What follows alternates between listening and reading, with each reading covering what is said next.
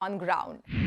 What is your long-term vision for the team? Look, try and keep it very simple. First of all, there is short-term vision, there is long-term vision, and the short-term vision and the long-term vision is exactly the same. Try and win every game you represent your country, as simple as it can get. I don't complicate things.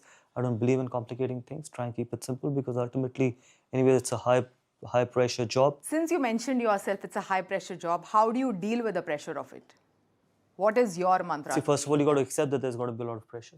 As simple as it can get. A lot of people do not even accept that there's a lot of pressure. There will always be a lot of pressure because there will be a lot of expectations as well. So make sure that you try and do the right things day in, day out, and try and keep the team ideology first, team first ideology, and try and make the right decisions. What is important for the team as compared to what are important for individuals. I think more often than not, you'll get the results. How are you building the next line of leadership within the team? Look, that you will get to know, because it's just happened. So we've got the England tour, which is going to be an important tour, which is going to be a tough tour as well. So a lot of young players will get an opportunity, and hopefully they're going to flourish. And we, as I just mentioned it to you, that we got to give them time to flourish rather than just criticizing or judging them day in, day out, which is not going to help Indian cricket. So make sure that when the transition is happening, people should not even get to know that the transition is happening, and that's the best transition. And with these young players, what is the dressing room culture that you want to build as a leader, as a coach? So be it with the young team, be it with the experienced guys, the dressing room culture is only one.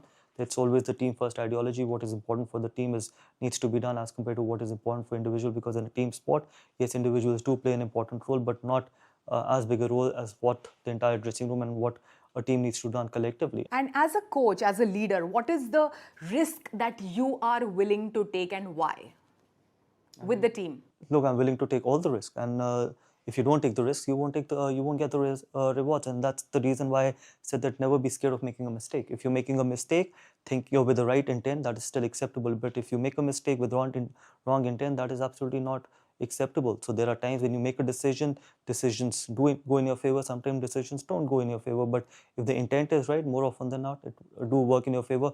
Most of the time, people are not able to make a decision because they're so scared of making a mistake.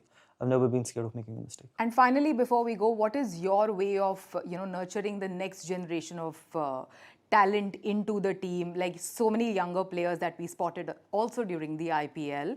So how are you getting them let them be themselves, rather than enforcing or putting anything on them. Let them just try and be free, and it will be okay to make mistakes, because the first and foremost job of a coach is, when a young player is there, first of all, give him that environment where he can be himself, and second, if he makes some mistakes, it's okay to make a mistake.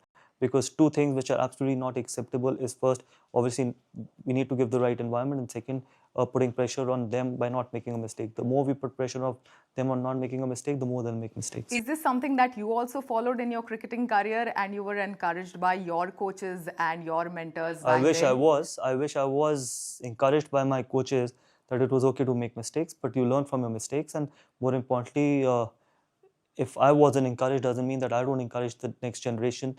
It's okay to make a mistake, because you learn from your experiences, and I've always believed in one thing: the more you put pressure on someone by not making a mistake, the more he makes mistakes.